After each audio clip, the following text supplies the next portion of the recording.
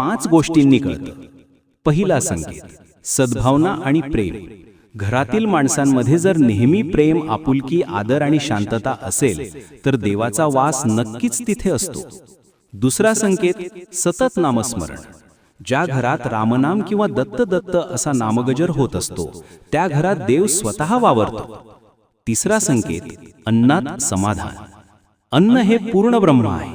थोडं असो वा जास्त, सर्वजण घरात समाधानाने जेवत असतील तर ते घर देवालय बनतं. चौथा संकेत, अतिथीचा आदर सत्कार. ज्या घरात आलेल्या पाहुण्याला अतिथी देव मानून आदराने सेवा केली जाते तिथेही देव समाधानी होऊन वास करत असतात. पाचवा संकेत, शांती व समाधानाचा वावर. ज्या घरात भांडण, मत्सर, राग कमी आणि शांतता जास्त आहे तिथे देव कायम वास्तव्य करत असतो. शेवटी स्वामी समर्थ सांगतात, देव चराचरा